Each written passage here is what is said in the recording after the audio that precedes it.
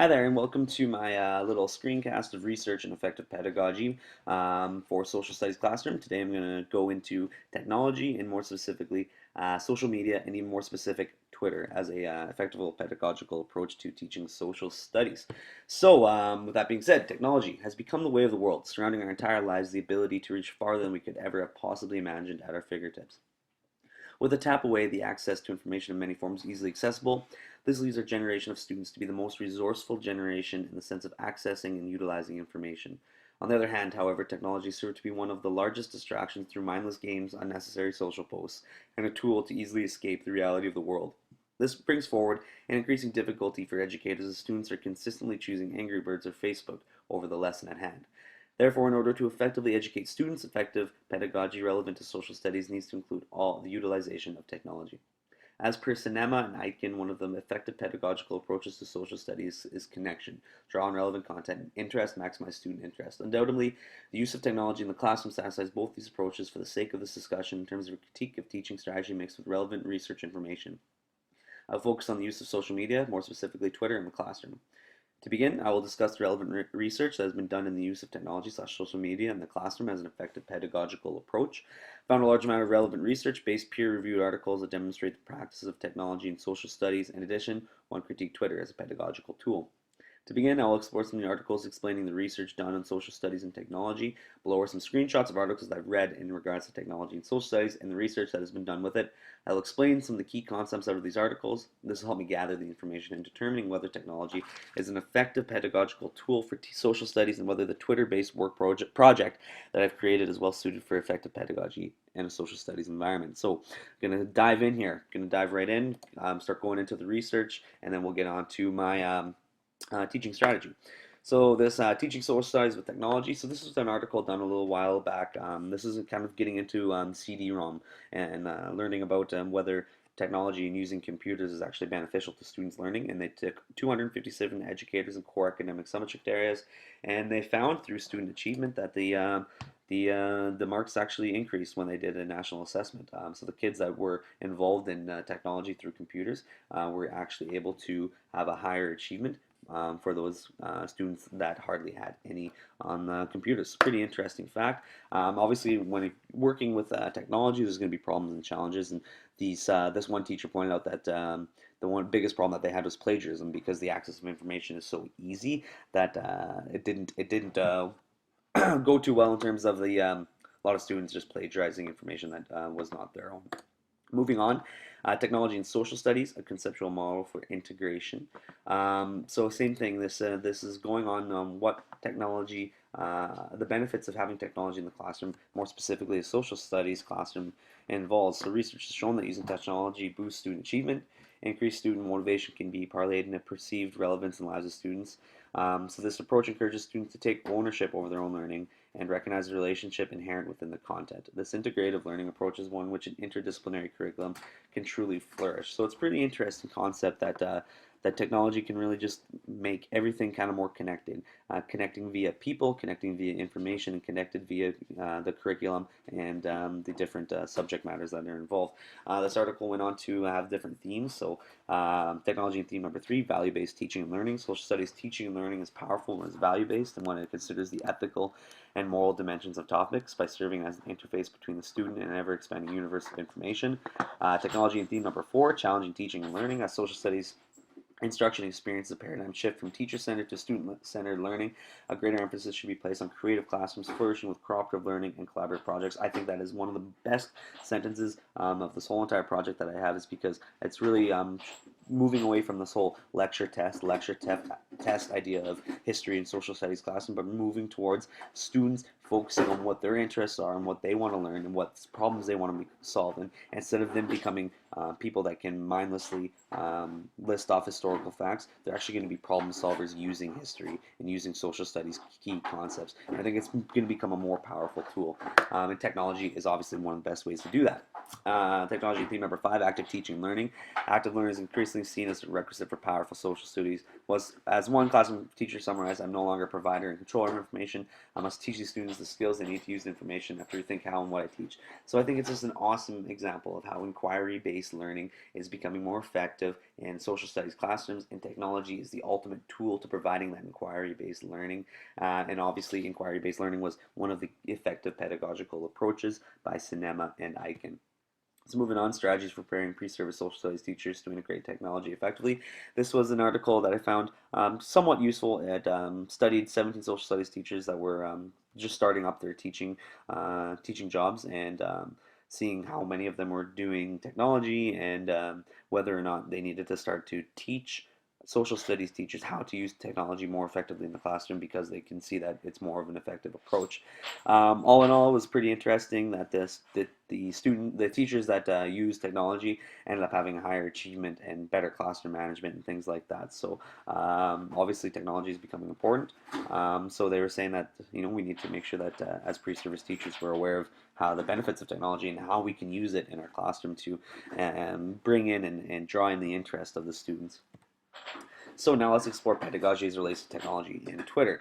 So this article was learning by tweeting, using Twitter as a pedagogical tool. This was actually done in a post-secondary class of a large classroom of students in, I believe, a biology classroom, and because it was so large, there was never really any individualized time for the professor to meet with the students. So he used Twitter as a tool to connect, answer questions, and they actually noticed that they created an online community through Twitter that was sharing information, sharing relevant information, and helping each other. And he actually said that the class average was higher than any other year because of the interest that Twitter was able to gather. Really interesting concept.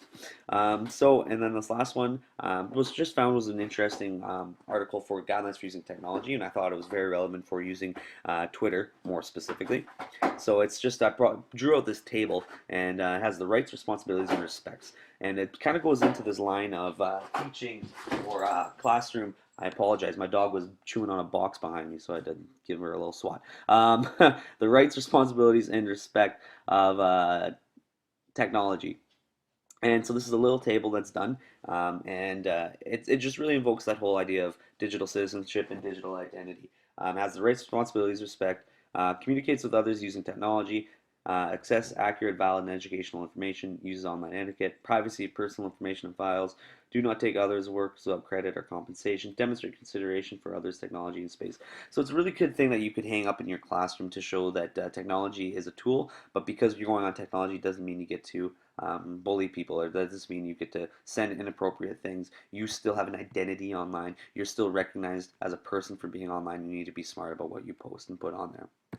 So we're going to move on to my teaching strategy. I'm going to explain it in depth, and then we're going to critique it a little bit as per the research that I found and the Cinema and Aitken article. So Twitter. What is Twitter? Twitter is a social media site that allows people to create a profile and tweet out a 140 character blurb of information, a tweet of information, and it's an amazing way to connect people all over the world. So here's George Couros. Here's a list of people to follow if you are new to Twitter, and so on here you can either reply to George and say thanks for the read. I won't do that today, but you could also retweet George, and what would happen was his tweet right over here. All of this information would be retweeted on your behalf and would go, and all your followers would be able to see it, and they would be able to connect to George Couros if they were wanting to. Or you could favorite this tweet and favorite and say, you know what, George, I appreciate that tweet. Thank you very much. In addition, you can go to more, and you can embed tweet, and you can take that tweet and embed it into a blog or a website. So a lot of different things you can do. Another key concept of Twitter is this hashtag, and people are, what's a hashtag? Hashtag's pretty simple. So you take hashtag YQR, which is the abbreviation for Regina, and you do hashtag YQR, and what it does is it takes all of the tweets that have YQR in it, or something relevant to YQR, and it puts it all onto this feed, so you can quickly focus in on exactly the information that you are wanting to learn about. So, for example, I like social studies, and there's a social studies chat. and you go here, and you can find all of these different information. So this person, history teaching at its best. Historians talk about what matters. So through here, you can focus in on some of the different history and social studies resources that people are sharing for you to use. So pretty cool tool. So, using Twitter for students to scaffold their understanding of key historical figures to move from factual evidence of understanding to creating tweets that exemplify the ideologies of that person in their particular time frame. This project allows for students to use a tool that is of high interest to them and to create a Twitter account for key historical figures that they find interest in. This also allows conversations about issues in Canadian history to go farther than the classroom walls and can be a real effective assessment tool to see students' understandings of the ideologies of these famous Canadians and how they impact their lives to this day through their work. The example would be used for the Social Studies 30 curriculum in Saskatchewan. Social Studies 30 is based around Canadian society and history. Through this activity, students will be able to become a key historical figure to the development of Canada. Each student will be responsible for creating an account for that key historical figure and tweet as if they were that person from that time. They will become this person, engage in conversation through Twitter with other classmates and their aliases. This is an activity for students to gradually move their concept of thinking and knowledge to a higher level order of thinking. This allows students to debate and discuss in a different way. The steps of the work project are below. After this, I'll offer full intensive critique of the teaching strategy. So, step one, sign up and become a Canadian historical figure from the list below. I just chose historical figures of First Nations rights, treaty rights, prime ministers, famous scientists, social advocates, a lot of different people that were important for Canadian history. Step two, create a Twitter account. Include name, bio, and photo. Step three, begin tweeting on behalf of that person as if they were able to tweet, communicate when they were live, or as if they were now, if they are still alive. For each tweet, ensure you use the hashtag Social Studies 30, so Mr. Fraser, me, can easily find and follow your conversation. So that goes back to this. I'd be able to see all of the tweets that they are tweeting, and they would compile onto this different feed so I can assess them and see how they're doing without invading into their personal privacy and their online presence. So this is an example of a screenshot of John Locke, philosopher and physician, love and life, being happy, all about peace and freedom, help found Western philosophy, hashtag NBD, which means no big deal. Follow me or not, it's up to you. From England. I think it's a really cool example of taking this historical figure and making it come alive in relevant aspects to this day. So John Locke, if you typically learn about John Locke, you find him kind of boring. But taking him into this sort of domain kind of makes him a little bit more interesting. You can be creative with him. You can have a sense of humor. I always find it funny too, followed by Jean Rousseau, another philosopher, USA, Thomas Hobbes, another philosopher. So all these people in part of the Enlightenment period, all coming out on this Twitter and kind of connecting in a cool and meaningful way. So critique of the strategy. Relevance to cinema and icon. According to cinema and icon, relevance and interest are both key concepts for effective pedagogy for social studies. So relevance. It gives relevance to students because they can see the ideologies of the historical figures through a means that is relevant to them. It makes learning come alive at their fingertips. Interest. It provides students learning interest because it's a social media platform that they are familiar with and can be creative while learning. And it promotes dialogue. This activity promotes dialogue in a non-traditional way through social media and online. And this project opens the gateway for a strong digital identity and digital citizenship. Its pros and cons allows students to move up in higher order thinking through historical figures, a way to implement interest and relevance to students in regards to history, allows students the individual freedom for creativity and uniqueness, offers differentiation and choice in approach, and connects students to have conversation in and out of the classroom. Some cons, the risk of online use with technologies, questionable tweets that could be potentially offensive, and irresponsible technology use. Effective based on research, technology proves to be an effective pedagogical approach to teaching social studies through the articles listed above. This work project combines technology with creative thinking and sharing dialogue on an open platform. Therefore, this project should be effective as long as parameters are set and students are aware of being a responsible digital citizen. Some adaptations, you can do paper tweets instead of going online. So instead of this doing project online, create paper templates for students to fill out. This can be more inclusive for students who may not have the means to connect to the internet from home as much. Facebook, same framework can be used with Facebook, although creating accounts for Facebook is very difficult. The students already have one under their main email. Therefore, with Facebook, I would recommend doing the paper route as well. And portfolio allows students to take these tweets along with other online creative strategies to create an intensive portfolio on their alias. Through this, they could have a science fair like sharing of their character through PowerPoint or poster boards. In conclusion, using the Twitter historical activity proves to be an effective way for students to be motivated to learn a key historical figure. With technology, there are always difficulties in terms of being safe online. However, this opens up the door for creating an ethical digital identity for the students. Using technology is effective based on research and aligns well with the Cinema and Icon article on effective pedagogies.